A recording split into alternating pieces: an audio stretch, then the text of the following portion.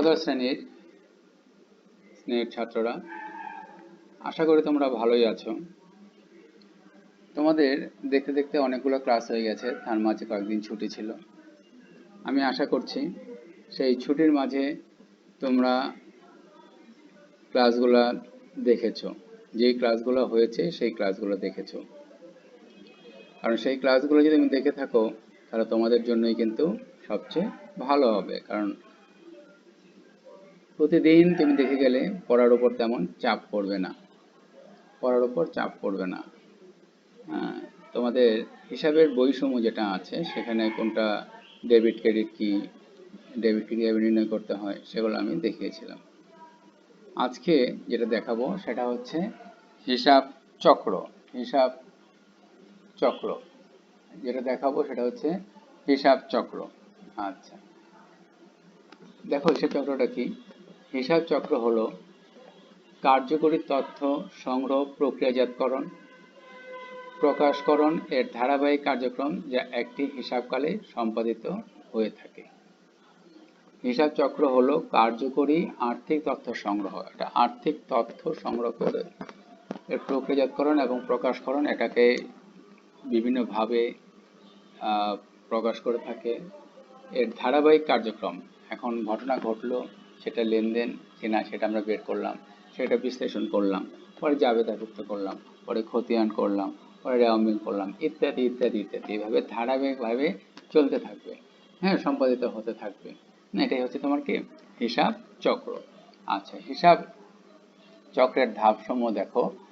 লেনদেন চিহ্নিত ও পরিমাপকরণ ও বিশ্লেষণ, জাবেদাভুক্তকরণ, খতিয়ানভুক্তকরণ, রেওয়ামিল প্রস্তুতকরণ, সমন্বয় ও ভুল সংশোধনী দাখিলা, সমন্বিত রেওয়ামিল, কার্যপত্র, আর্থিক বিবরণী প্রস্তুতকরণ, নামিক হিসাব সমূহের সমাপনী দাখিলা, সমাপনী উত্তর রেওয়ামিল আর বিপরীত দাখিলা। আচ্ছা, হিসাব চক্রের এই ধাপগুলো, প্রথম ঘটনা ঘটবে, সেই ঘটনাগুলো থেকে আমরা লেনদেন চিহ্নিত করব। লেনদেনগুলো নিয়ে নেব, কোনগুলো লেনদেন। লেনদেন হতে গেলে কি লাগবে? আর্থিক অবস্থা পরিবর্তন ঘটবে, সেটা দিয়ে আমরা কোনটা লেনদেন সেটা চিহ্নিত করলাম। করার পর সেটা জাবেদাভুক্ত করব, তারপর খতিয়ানভুক্ত করব, রেওয়ামিল করব। রেওয়ামিল করার পর সমন্বয়গুলো নিয়ে আমরা কাজ করব এবং ভুল সংশোধনী, যদি ভুল হয়ে যায় তাহলে সেটা সংশোধনী দেব। সমন্বিত রেওয়ামিল করতে হবে, কার্যপত্র করতে হবে, আর্থিক বিবরণী প্রস্তুতকরণ, এভাবে সবগুলো একটার পর একটা ধারাবাহিকভাবে করতে হবে। হ্যাঁ, এটা হচ্ছে হিসাব চক্রের ধাপগুলা, এবং সেই ধাপ অনুযায়ী কিন্তু আমরা মোটামুটিভাবে অঙ্কগুলো পরবর্তীতে করব। তাহলে সেই ধাপ অনুযায়ী যদি হয়ে থাকে তাহলে আমরা কিন্তু ধাপের মধ্যে লেনদেন এবং কোনটা লেনদেন নয় সেগুলো কিন্তু আমরা এর আগে করে আসছি। আজকে যেটা করব সেটা হচ্ছে আবার জাবেদাভুক্তকরণ বা জাবেদা। আচ্ছা, জাবেদাটা কি দেখো। সাধারণত কারবার প্রতিষ্ঠানে লেনদেন সংঘটিত হওয়ার সাথে সাথে ডেবিট ক্রেডিট বিশ্লেষণ করে তারিখ অনুসারে সংক্ষিপ্ত ব্যাখ্যা সহ প্রাথমিকভাবে যে বইতে লিপিবদ্ধ করা হয় তাকে জাবেদা বলে। জাবেদাকে প্রাথমিক বইও বলা হয়, এটা আমি লিখিনি, জাবেদাকে প্রাথমিক বইও বলা হয়। তোমরা কিন্তু এগুলো 9-10-এ পড়ে আসছো। আচ্ছা, 9-10-এ পড়ে আসলে এখন আবার একটু থিওরিটিক্যাল দেখতে হবে, কারণ একটু মনে করার চেষ্টা করতে হবে, কারণ আমরা পরবর্তীতে অঙ্ক করব। তাহলে দেখো এখানে কি, সাধারণত কারবার প্রতিষ্ঠানে লেনদেন সংঘটিত হওয়ার সাথে সাথে, মানে প্রথম ঘটনা ঘটবে, সেই ঘটনাগুলো থেকে আমরা কি করব, যেটা লেনদেন সেগুলো বের করব। সংঘটিত হওয়ার সাথে সাথে ডেবিট ক্রেডিট বিশ্লেষণ করে, সেখানে ডেবিট এবং ক্রেডিট বিশ্লেষণ করব, ডেবিট এবং ক্রেডিটে ভাগ করে বা বিশ্লেষণ করে তারিখ অনুসারে, তারিখের ক্রম অনুযায়ী, মানে তারিখ অনুসারে সংক্ষিপ্ত অল্প ব্যাখ্যা সহ প্রাথমিকভাবে যে বইতে লিপিবদ্ধ করা হয়, প্রথমে যে বইতে লিপিবদ্ধ করা হয় তাকে জাবেদা বলে। আচ্ছা, কোনো প্রতিষ্ঠানে লেনদেন সংঘটিত হওয়ার সাথে সাথে দুতরফা দাখিলা নীতি অনুযায়ী ডেবিট ক্রেডিট বিশ্লেষণ করে তারিখ অনুসারে সংক্ষিপ্ত ব্যাখ্যা সহ যে বইতে লিপিবদ্ধ করা হয় তাকে জাবেদা বলে। এটা আবারও একটু অন্যভাবে দিয়েছি। যেটা কোনো প্রতিষ্ঠানে লেনদেন সংঘটিত হওয়ার সাথে সাথে দুতরফা দাখিলা পদ্ধতির নীতি অনুযায়ী, লেনদেন সংঘটিত হওয়ার সাথে সাথে দুতরফা দাখিলা পদ্ধতির নীতি অনুযায়ী ডেবিট ক্রেডিট বিশ্লেষণ করে তারিখ অনুসারে সংক্ষিপ্ত ব্যাখ্যা সহ যে বইতে লিপিবদ্ধ করা হয় একে জাবেদা বলে। এখানে একটু শুধু পার্থক্য না, একটু অন্যভাবে বলেছে যে দুতরফা দাখিলা পদ্ধতির যে নীতি আছে সেই নীতি অনুযায়ী ডেবিট ক্রেডিট বিশ্লেষণ করে তারিখ অনুসারে বা তারিখের ক্রম অনুযায়ী সংক্ষিপ্ত ব্যাখ্যা সহ যে বইতে লিপিবদ্ধ করা হয় তাকে জাবেদা বলে। জাবেদাকে হিসাবে কি প্রাথমিক বইও বলা হয়ে থাকে। জাবেদা কি বলা হয়? প্রাথমিক বই বলা হয়। আচ্ছা দেখো, জাবেদার উদ্দেশ্যগুলো কি কি? লেনদেনের প্রাথমিক হিসাবভুক্তি, প্রথমে হিসাবভুক্তি, লেনদেনের প্রথম যে আছে প্রাথমিক হিসাবভুক্তি। তারপরে খতিয়ান প্রস্তুতের মাধ্যম, খতিয়ান প্রস্তুতের মাধ্যম, খতিয়ান প্রস্তুতের মাধ্যম, ডেবিট ক্রেডিট বিশ্লেষণ, ভবিষ্যতে রেফারেন্স, ভুল ত্রুটি হ্রাস, লেনদেন সংক্রান্ত ধারণা, খতিয়ানকে পরিচ্ছন্ন নির্ভুল রাখে, সিদ্ধান্ত গ্রহণ ও বাস্তবায়ন। আচ্ছা, তাহলে জাবেদার উদ্দেশ্যের মধ্যে দেখো এখানে কি বলেছে, লেনদেন প্রাথমিক হিসাবভুক্তি মানে প্রথম ঘটনা ঘটবে, ঘটনাগুলো থেকে আমরা বাছাই করে নেব কোনটা লেনদেন কোনটা লেনদেন নয়। আচ্ছা, এখন যেটা লেনদেন সেটা আমরা বুঝি কিভাবে, আর্থিক অবস্থার পরিবর্তন ঘটবে, যেটা আর্থিক অবস্থার পরিবর্তন ঘটবে সেটাই হচ্ছে তোমার কি লেনদেন। আচ্ছা, তাহলে এই লেনদেনগুলোকে প্রাথমিকভাবে হিসাবভুক্তি করা হবে, কোথায়? জাবেদায়। প্রাথমিকভাবে প্রথম হিসাবভুক্তি করা হবে কোথায়? জাবেদার মধ্যে প্রাথমিক হিসাবভুক্তি, লেনদেনের প্রাথমিক হিসাবভুক্তি এটা কোথায়? জাবেদার মধ্যে করা হয়ে থাকে, জাবেদার মধ্যে দিয়ে দেওয়া হয়, ওটা লেনদেনগুলো ঘটে এবং প্রাথমিক হিসাবভুক্তি সেখানে হয় এবং তাই লেনদেনকে জাবেদাকে বলা হয় হিসাবের প্রাথমিক বইও বলা হয়। আচ্ছা, খতিয়ান প্রস্তুতের মাধ্যম, এখন খতিয়ান যখন তুমি প্রস্তুত করবে, খতিয়ান যখন তৈরি করবে, তখন যদি জাবেদাটা লেনদেন তুমি বের করলে, যে লেনদেন বের করে নিয়ে আসলে পরে জাবেদা করলে, সেই জাবেদা থেকে তুমি কি করবে? খতিয়ান প্রস্তুত করবে। হ্যাঁ, তুমি যদি জাবেদা সঠিক হয় তাহলে খতিয়ানও সঠিক হবে, আর যদি জাবেদা সঠিক না হয় খতিয়ান তুমি সঠিকভাবে করতে পারবে না। তাই জাবেদা সঠিকভাবে করে তারপর সেখান থেকে খতিয়ান করতে হয়, তাই খতিয়ান প্রস্তুতের মাধ্যম বলা হয়ে থাকে, বলা হয়।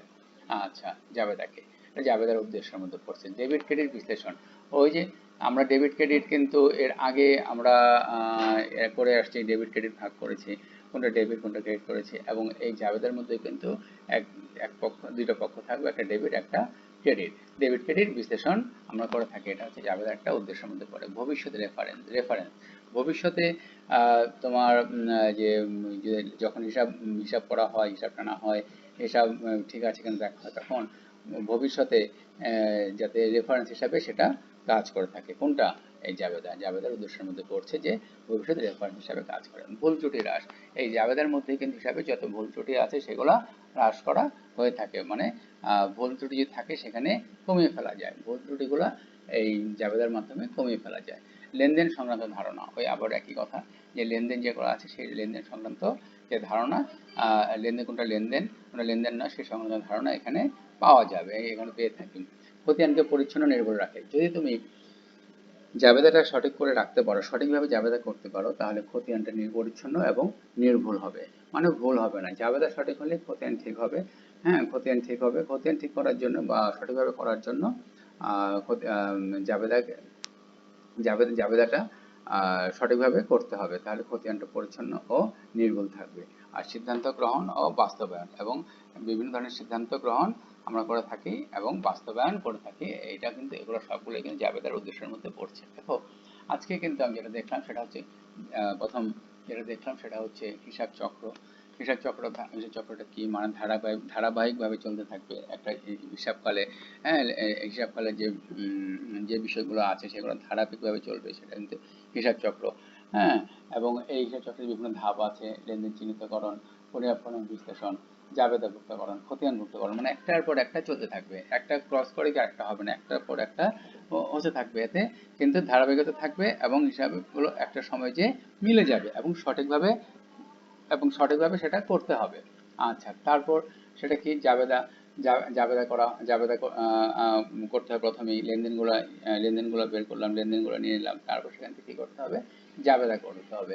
হ্যাঁ, এই জাবেদা যখন আমরা করব, সেটা লেনদেন বিশ্লেষণ, মানে ঘটনাগুলো থেকে যেটা লেনদেন সেগুলোকে জাবেদা আমরা করব।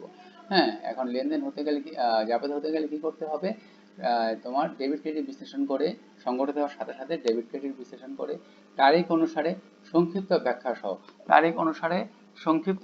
সহ প্রাথমিকভাবে যে বইতে লিপিবদ্ধ করা হয় সেটা জাবেদা। এবং আর পরবর্তীতে আরেকটি জিনিস দিয়ে দিয়েছি, সেটা হচ্ছে দুতরফা দাখিলা পদ্ধতির নীতি অনুযায়ী ডেবিট ক্রেডিট বিশ্লেষণ করে তারিখ অনুসারে সংক্ষিপ্ত ব্যাখ্যা সহ যে বইতে লিপিবদ্ধ করা হয় তাকে জাবেদা বলে, জাবেদা বা জার্নাল। হ্যাঁ, জার্নাল, জাবেদা বা জার্নাল বলে। আচ্ছা, তাহলে জাবেদাটা হিসাবের প্রাথমিক বই।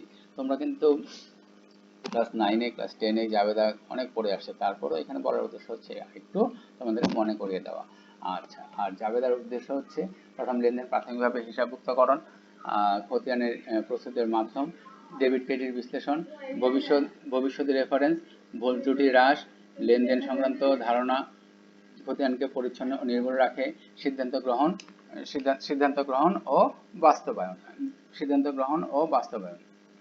তাহলে তাহলে মোটামুটি ভাবে আমরা জাবেদা এবং জাবেদার যে উদ্দেশ্যগুলো আছে সেই উদ্দেশ্যগুলো আমরা বুঝতে পারলাম। তোমরা আশা করি এই জিনিসগুলো তোমরা পাশে দেখবে এবং আরো অনেক কিছু আছে সেগুলো তোমরা দেখবে পরবর্তী ক্লাসে।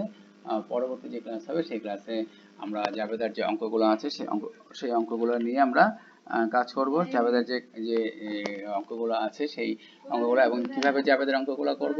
এখানে কিন্তু একটা জিনিস খেয়াল করবে, জাবেদা করতে গেলে এখানে কিন্তু অবশ্যই এক সংক্ষিপ্ত যে ব্যাখ্যা, এই ব্যাখ্যা বা কারণ যা আছে সেই ব্যাখ্যা বা কারণ সহ তোমাকে অবশ্যই দিতে হবে। এই জিনিসটা তুমি খেয়াল রাখবে। দুতরফা দাখিলা পদ্ধতির যে নীতি আছে, নীতি অনুযায়ী ডেবিট ক্রেডিট বিশ্লেষণ করে তারিখের ক্রম অনুযায়ী সংক্ষিপ্ত বা ব্যাখ্যা সহ যে বইতে লিপিবদ্ধ করা হয় তাকে জাবেদা বলে। যাই হোক, আমরা পরবর্তী ক্লাসে জাবেদার যে অঙ্কগুলো আছে সেগুলো নিয়ে আলোচনা করব। তোমরা একটু মোটামুটি ভালোভাবে সেই জিনিসগুলো দেখে রাখবে। আজ এখানে রাখছি।